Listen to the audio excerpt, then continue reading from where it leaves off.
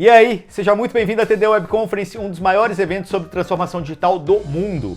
Nesse ano a gente teve mais de 100 mil inscritos durante 5 dias. Você vai poder acompanhar 115 conteúdos gratuitos com grandes especialistas do Brasil e do mundo. Quer fazer seu evento online com a gente? É só mandar um e-mail para contato@transformaçãodigital.com. Algar Telecom, dá para ir além, como quiser, de onde estiver. Conte com as soluções completas e inovadoras de TI e Telecom para a empresa, com atendimento que você nunca viu, recomendado por grandes clientes. Tudo isso com 94% de satisfação. Quer saber mais? Acesse o nosso site algartelecom.com.br ou ligue no 0800 942 1200 e agende uma visita. Algar Telecom, sempre junto da sua empresa.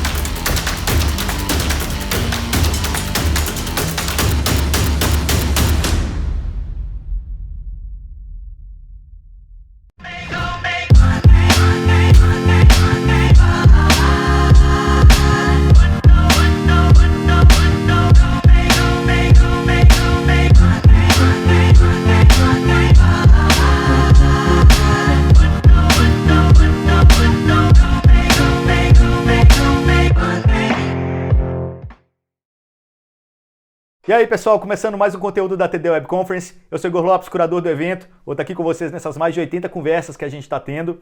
E a conversa de agora é com o Rafael Ricarte, ele é líder de produtos de carreira da Mercer Brasil. Antes de tudo, Rafael, muito obrigado por estar aqui conosco. Imagina, é um prazer, uma honra falar com você, Igor, e todo esse pessoal. Legal, cara. Bom, quem quiser continuar essa conversa depois, já sabem, nossos LinkedIn estão aqui do lado, é só adicionar por lá e continuar a conversa por lá. Tem também o chat. Pode mandar dúvidas, sugestões, perguntas, a gente está aqui para responder. E tem o grupo do Telegram do Transformação Digital, que por lá a gente também está sempre entregando mais conteúdos relacionados à transformação digital para vocês.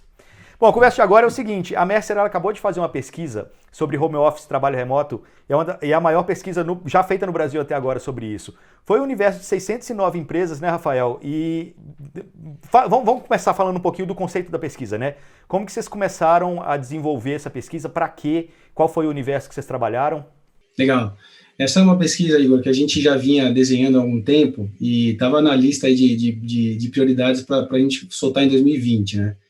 E aí, de repente, vem o Covid e acelera tudo, né? Só para avaliar. Exatamente. Foi exatamente isso que aconteceu. Virou prioridade, se era prioridade 3, virou prioridade 0. Então, a gente, lá, primeira semana do isolamento, já saiu com esse questionário. A gente teve uma adesão incrivelmente positiva. Em 2 ou 3 dias que a pesquisa ficou aberta, a gente conseguiu essas 609 empresas participando. E é um universo bastante representativo, tá, Igor? Porque ele traz aí empresas de diversos setores da economia, de diversos portes e tamanhos, e dá uma fotografia bastante importante, bastante interessante do que as empresas estavam fazendo em termos de políticas e práticas, e do que elas estavam pensando em fazer e implementar agora para esse período de quarentena. Uhum. Mas um número me chamou a atenção, talvez seja o principal número, que é o de 78% das empresas que disseram que oferecem sim, trabalho remoto, home office e tal. Esse número é muito acima da percepção que a gente tem de mercado, né, de empresas que efetivamente oferecem isso. Olhando ali o nome das empresas, deu para ver que muitas delas eram grandes empresas, corporações que exatamente até pela natureza delas são multinacionais, então elas têm que permitir sim, né, o home office, o trabalho remoto em algum momento, porque as pessoas estão realmente transitando entre sedes e tal.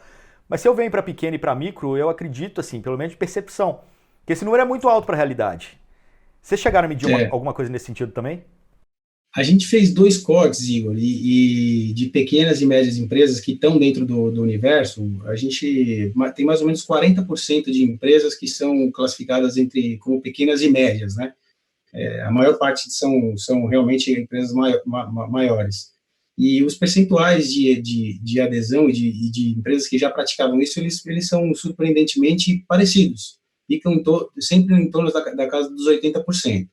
Lembrando que essa é uma pergunta que é em qualquer das 3 modalidades, né? Então, estamos falando de ou o horário flexível, ou o home office, ou o trabalho remoto. Então, se a empresa tinha uma pequena, uma média empresa que tinha uma política de jornada flexível já estabelecida, ela está dentro desses 80% aí, desses ao redor de 80% aí que a gente está falando. Só para todo mundo ficar na mesma página, vamos definir então essas 3 categorias que a gente está falando, né? Home office, trabalho remoto e jornada... Você falou jornada? Jornada flexível. Flexível. Vamos lá, o que é cada um delas? O que caracteriza cada um delas? Isso, vou começar do jornada flexível, né, que nada mais é do que flexibilizar os horários de entrada e de saída, desde que cumpridas os horários mínimos acordados no contrato, na jornada contratual, né, seja de 4 horas, de 6 horas ou de 8 horas, respeitada a jornada tradicional ou a jornada contratual, a pessoa tem flexibilidade de entrada e de saída sem necessariamente ter horários fixos para começar o dia ou para terminar o dia. Quando a gente fala da política de home office, a gente está falando de uma política que ela eu diria que o meio do caminho, né? Ela é uma política que ela é majoritariamente, o profissional majoritariamente, ele executa suas atividades nas dependências ou no escritório, nas dependências da companhia ou no escritório físico, e tem a flexibilidade de trabalhar uma vez, 2 vezes, seja da sua casa, seja de algum outro sítio que ele possa desempenhar suas funções. E a terceira, que é o trabalho remoto, esse ele é o trabalho que é majoritariamente executado fora do escritório, quase que 100%. A pessoa deve ter, eventualmente, em algumas regras, em algumas políticas, pontos de checagem que ela tem que cumprir dentro da dependência da companhia, mas não necessariamente precisa executar nenhum tipo de trabalho na dependência física da companhia. Agora tem uma outra questão também, né? Você vai perguntar para o líder, para o cara de RH, às vezes na empresa menor, né, o chefe imediato, ele vai falar, não, a gente tem sim home office, a gente tem sim trabalho remoto. Não, é super legal, claro que a gente deixa o cara chegar meia hora mais tarde e sair meia hora mais tarde. Mas, por outro lado, assim, quando a gente vê na prática, acontece muito também de quando isso realmente vai para a prática, as pessoas olham com um certo receio, ou tipo, desconfiança daquele funcionário. Será que ele realmente está vestindo a camisa? O cara está trabalhando de casa hoje? Semana passada ele já trabalhou mais uma vez? Então, assim, como lidar com isso? Vocês chegaram a medir alguma coisa nesse sentido também? Esse é um ponto interessante que ele aparece em várias das perguntas que a gente fez no questionário, que é o aspecto cultural, né? O aspecto de quanto a liderança, de quanto a gestão, de quanto os executivos eles estão comprados com a política, com essa flexibilização. O que a gente vê é que as pessoas elas têm essa necessidade, elas têm essa vontade de ter essa flexibilização, e elas acabam se valendo de algumas estratégias e de algumas vamos dizer, de algum apoio da área de recursos humanos, apoio da gestão e de apoio das políticas que estão sendo estabelecidas para que isso aconteça de forma mais uniforme e de que não tenha nenhuma queda de produtividade, nenhuma perda de eficiência nos processos, nas entregas. E aí é onde entra o papel do RH, né? O RH ele tem um papel importante nesse contexto, e eu diria de 2 formas, né? Talvez a primeira delas seja em instituir essas regras, essas principais diretrizes, para que as pessoas possam se valer no dia a dia e conseguir performar na medida que é esperado pela companhia, e também o papel de grande influência junto aos executivos e junto à alta gestão, para que as políticas sejam de fato cumpridas e que as pessoas realmente façam o walk the talk. Então, o aspecto cultural e esse alinhamento entre qual é o principal objetivo da política e com o que está o que está acontecendo no dia a dia é extremamente importante, e o RH é peça fundamental nessa engrenagem. Mas como que as empresas têm feito isso nesse momento, assim, né? Todo mundo correu de uma hora para outra pro trabalho remoto, pro home office. E como que se mediu principalmente a questão da produtividade, né? Como que as empresas lidaram com isso? Porque a gente vê os 2 extremos. Tem gente falando que está produzindo muito mais e tem gente falando que não está conseguindo trabalhar de casa nesse momento. Essa é uma das políticas vamos dizer, de benefícios ou de ofertas que as empresas têm para os profissionais, que estava na pauta de recursos humanos já há bastante tempo, né, Igor? Então, muitas empresas conseguiram implementar as políticas de forma mais sustentável e até formalmente, né? E aquelas empresas que estavam com isso na esteira, elas acabaram acelerando isso por conta desse processo mesmo que você está dizendo. Então, tiveram que colocar as políticas na prática de forma mais acelerada, de forma mais emergencial.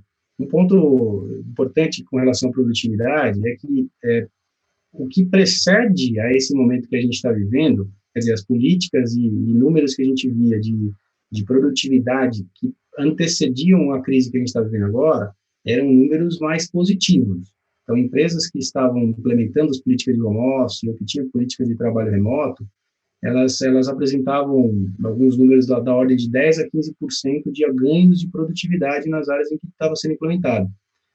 Hoje, nesse momento que a gente está vivendo, é muito difícil, eu diria que talvez até imprudente a gente tentar medir produtividade agora, porque a gente tem um vetor muito maior afetando tanto os resultados das companhias, então as entregas de receitas, entregas de vendas, entregas de projetos, que é, obviamente, esse choque econômico que a gente está vivendo globalmente, e também tem um aspecto pessoal importante, né, aqui nesse contexto, que é a gente ter que, de uma hora para outra, se proteger no contexto de pandemia, proteger a gente, proteger a família, proteger os amigos, proteger os familiares, e também ter que adaptar essa rotina do trabalho também. Então, eu diria que a mensuração de produtividade seria mais oportuno a gente fazer depois que a gente tiver esse novo normal, né?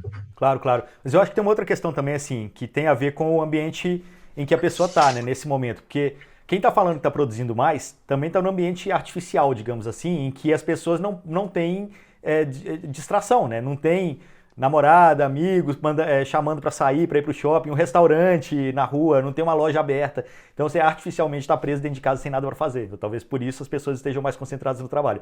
Quem não está produzindo, às vezes está numa casa que tem pouco ambiente ou pouca estrutura para você poder fazer um home office. Tem o filho ali do lado, né, que você tem que ficar dividindo a atenção. Então tem esses outros fatores assim também que eu acho que acabam interferindo, né? Que ninguém se preparou para isso, né? Exatamente. Isso quer dizer agora. Ninguém foi preparado, ninguém estudou isso, ninguém teve curso para isso, ninguém teve nenhum preparo anterior. Então, por mais que a gente fizesse home office 1, 2, 3 vezes na semana, ou tivesse acostumado a trabalhar remotamente, é uma realidade bastante distinta, né? Que não tem hoje o limite vida pessoal, vida profissional, ele se estava diminuindo com o aparato tecnológico, hoje ele não existe, né? É muito difícil. Uhum. Tem outro dado aqui também da pesquisa que fala o seguinte: problemas com infra na implementação da política. 23% falaram que tiveram problemas na implementação com relação à infra no trabalho remoto e 27% no home office. Aí a gente traz um outro dado que é das empresas que não estavam digitalizadas nesse momento, né? Que realmente sofreram mais nessa questão. Como que elas lidaram com isso? Assim, na pesquisa de vocês conseguiram identificar alguma questão, alguma coisa que era o grande gargalo, ou como que elas resolveram essa questão para continuarem funcionais aí nesse momento? A pesquisa ela foi bem no comecinho da quarentena, então a gente não tem muita informação conclusiva sobre como resolver os problemas de infraestrutura. Mas nas conversas que a gente tem tido com os clientes e com amigos, enfim, na comunidade aí de recursos humanos, a gente vê que é importante que esse aprendizado que a gente teve aqui nesses quase já 40 dias, né, de isolamento que a gente está, que eles perdurem para frente. Então, muitos problemas de infra apareceram nos pequenos detalhes.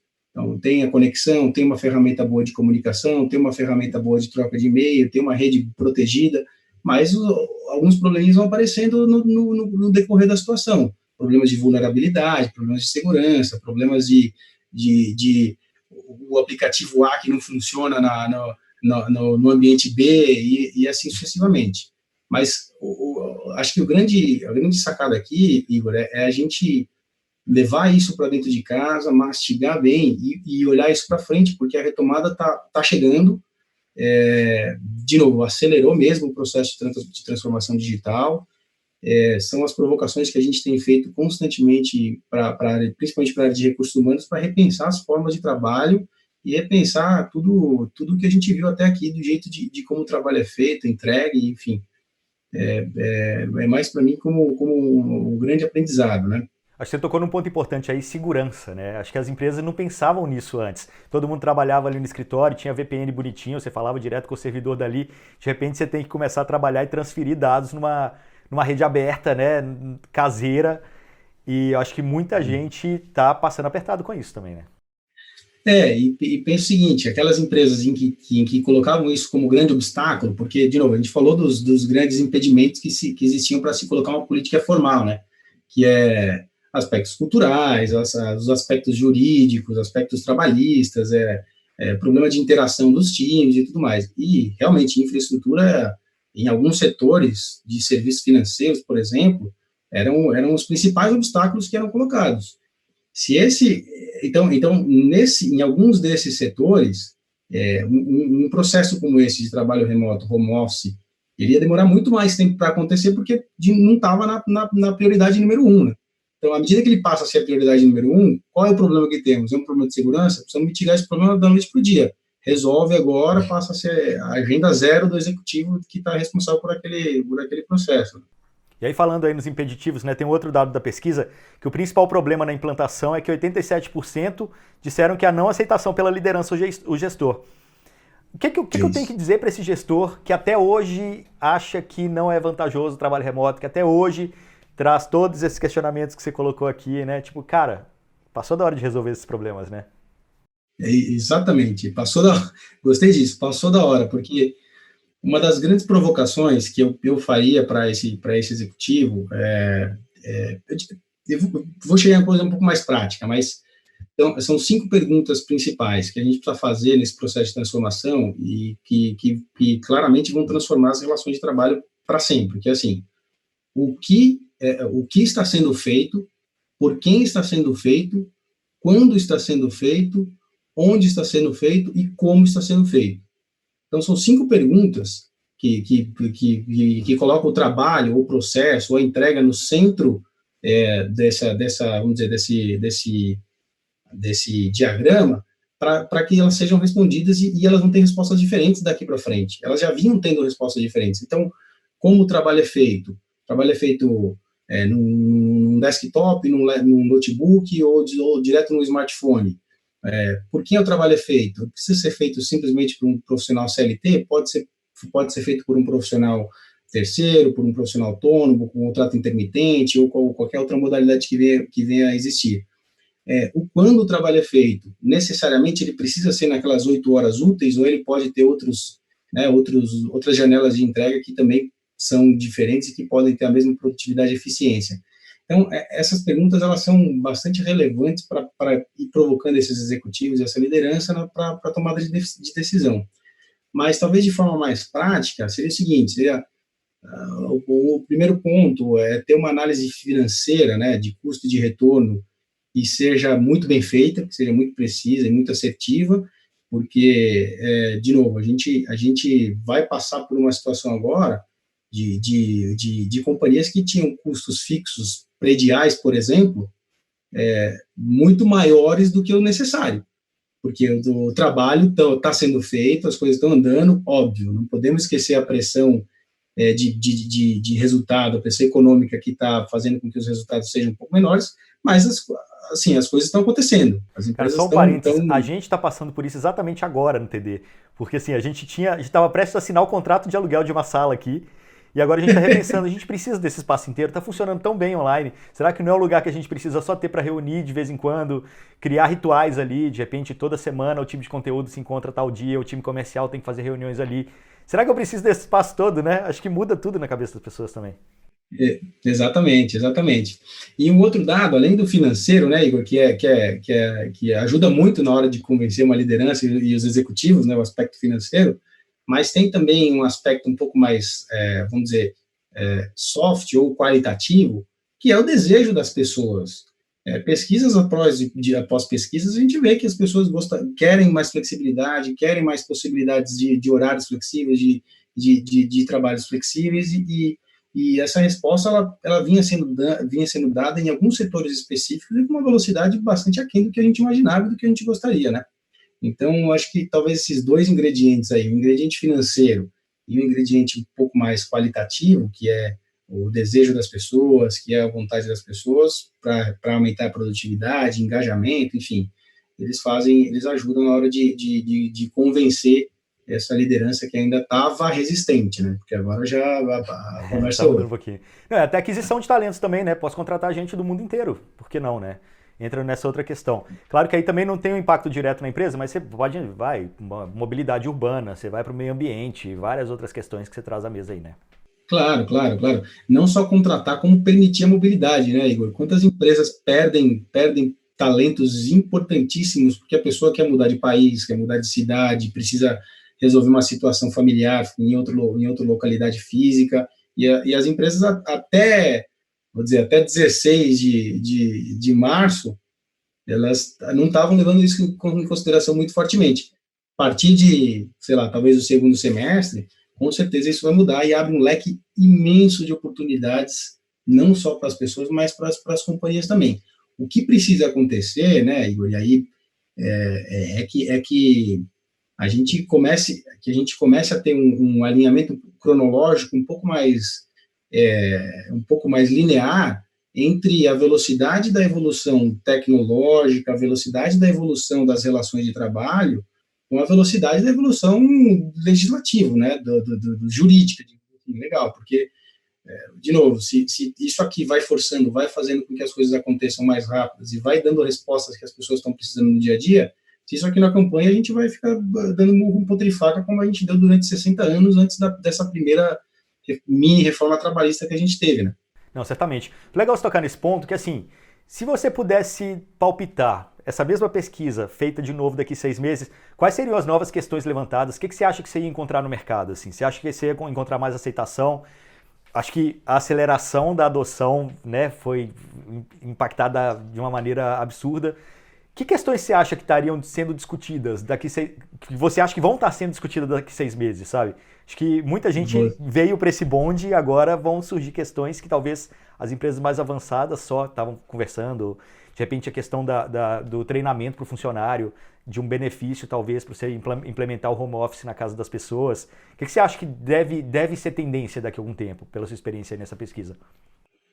Você parece que está lendo a minha mente, né? Porque a gente pretende voltar com esse tema em breve, está só acompanhando a velocidade com que as coisas estão acontecendo, né? Para a gente tá em linha com essa retomada, né? Com o que a gente espera que seja retomada, mas sem dúvida nenhuma, o aspecto cultural ele vai ter uma mudança bastante importante, né? Vai ser uma mudança vertiginosa, eu diria, porque realmente, assim, as pessoas ou não acreditavam ou não queriam acreditar que fosse possível executar as atividades, dar continuidade na operação e ter qualidade, ter produtividade num ambiente 100% remoto.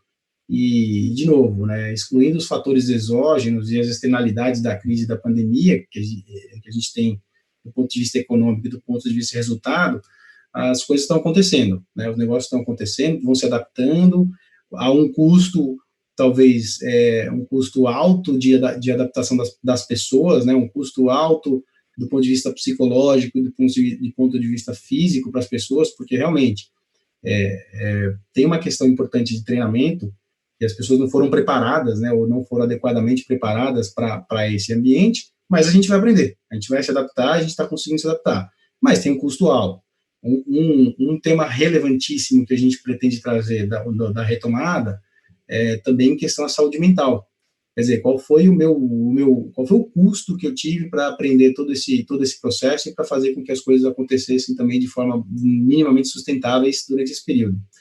Então, eu diria assim, o primeiro aspecto cultural realmente ele é bastante premente aí para o futuro. Do ponto de vista de política, o Igor, o que eu imagino ver mais para frente naturalmente um percentual muito mais próximo de 100% na adesão, principalmente do home office ou do trabalho remoto, mas um ponto importante que eu vejo é assim, a flexibilidade das próprias políticas, porque hoje você vê nas políticas o seguinte, né, principalmente na política de home office, você precisa fazer a maior parte do trabalho dentro da dependência física e tem um dia por semana para fazer home office. Quer dizer, se aquelas 5 perguntas elas estão sendo respondidas, por que, qual é a lógica, né, de ter um dia, 2 dias? Por que isso precisa estar escrito? Por que isso não fica, né, do ponto de vista mais flexível? Mas é porque eu acho que aí volta na questão da educação. Acho que as pessoas ainda não se ligam também no bom senso, às vezes, né? Então, regras acho que são importantes nesse sentido, porque entra a questão do bom senso aí também. Exato. E muito também, Igor, da natureza do trabalho, né? Também, claro. Na própria pesquisa saiu o seguinte: muitas políticas levam em consideração o nível hierárquico para. Isso é verdade, bom você ter tocado esse toque. Isso a gente acabou não citando aqui, mas 97% permitem para gestor, para líder, e aí depois o operacional vai para 30%, né? Então, cara, aí você pensa o seguinte: um programador tem menos flexibilidade, tem menos possibilidade de ter trabalho remoto do que um diretor. Então, sabe, para mim é mais em função do trabalho, de novo, a mandala das 5 perguntas lá, né, que precisa ser respondida, porque a natureza do trabalho é o que vai dizer a necessidade e o nível de flexibilidade que a gente deve ter que dar, não a política, a regra, o manual que está lá bem estabelecido, que tem que ter um norte. As pessoas precisam de um guia, mas não precisa ser ferro e fogo, né? Isso eu espero ver. Então, um choque bastante severo em cultura para derrubar esses paradigmas históricos que a gente tinha, um choque também bastante importante e relevante na flexibilidade das políticas. As políticas precisam ser mais flexíveis e mais adaptáveis à natureza do trabalho e não a nível hierárquico ou a outros elementos que vem sendo colocado. E um terceiro elemento, Igor, que para mim é fundamental: comunicação. Também tem, hoje, se você olhar o resultado da pesquisa e também nas conversas que a gente vê, poucas empresas mediram o engajamento das pessoas nesse período. E já estamos falando de 40 dias. Né? Então, a gente precisa medir o engajamento, a gente precisa conversar, precisa fazer uma pesquisa pulso, precisa escutar necessidades, anseios, porque tudo isso vai dizer como é que a gente vai retomar esse negócio. É muito fácil tomar algumas decisões só baseado nas finanças e depois entregar a curto prazo e o longo prazo tá comprometido, né? Então, para mim, esses 3 elementos aí, eles são talvez os preponderantes que a gente precisa olhar com muito cuidado e muito rigor nesse processo de retomada que está chegando. Eu colocaria mais ferramentas também, né? Utilizar softwares e ferramentais que auxiliem esse trabalho remoto também, proporcionem, na verdade, esse trabalho remoto e esse home office, né? É verdade, porque a gente às vezes recebe e-mail corporativo, principalmente a gente que trabalha em multinacional, recebe e-mail corporativo de tecnologia global, que você lê a primeira linha e você ignora. Aí quando você precisa da ferramenta, quando você está em casa no home office, você precisa aprender ali na marra. Então, sem dúvida, o uso das ferramentas adequadas e não só ferramentas de conexão, tá? Porque tem algumas ferramentas, por exemplo, de gestão de projetos, que hoje tem uma enxurrada, né? Só aplicativo de gestão de projetos, software de gestão de projeto, tá cheio. Isso ajuda pra caramba na hora de fazer gestão de um time remoto, né? Então, se tem uma ferramenta, vamos dizer, um aparato ferramental, não só tecnológico, mas de virtual, que auxilie nessa gestão, para ajudar na condução dos projetos, para ajudar na identificação de objetivos, mensuração de produtividade, a mensuração da qualidade das entregas, porque isso vai resvalar nas políticas de RH, né? O jeito como a gente avalia as pessoas, o jeito como a gente estabelece meta, o jeito como a gente define a carreira, o jeito como a gente vai ter impacto em tudo isso. Então, a gente precisa estar preparado também para todos esses impactos que vão acontecer. Certamente. Bom, Rafa, tem mais alguma coisa que você acha que é válido falar da pesquisa? Alguma coisa que a gente não tenha comentado aqui ainda? Olha, Igor, acho que a gente cobriu bem aí o material, fica super à disposição aí do pessoal do canal aí da série, para a gente trocar ideia, continuar essa conversa, refletir sobre o processo de retomada, porque está chegando, a gente precisa realmente estar preparado e talvez o grande dilema aqui da gestão moderna seja equilibrar curto prazo e longo prazo, né? Então, a gente tem que tomar muito cuidado com essas decisões agora de de curto prazo, enquanto a gente está vamos dizer, no meio da pandemia, para que não comprometa o resultado lá, a retomada lá na frente. Impacto é dado, todo mundo já sabe, mas precisamos estar seguro, precisamos estar forte e com uma musculatura bem protegida para que a gente consiga fazer uma boa retomada lá na frente. Perfeito. Os caminhos para continuar essa conversa estão aqui do lado, tem o chat, tem também os nossos LinkedIns e tem também o canal do TD no Telegram. Por lá a gente está sempre comunicando e entregando mais conteúdos para vocês relacionados à transformação digital. Eu conversei aqui com o Rafael Ricarte, ele é líder de produtos de carreira da Mercer Brasil. Cara, muito obrigado pela conversa, valeu demais. Eu que agradeço, cara. Um grande abraço a você e todo mundo aí. Valeu.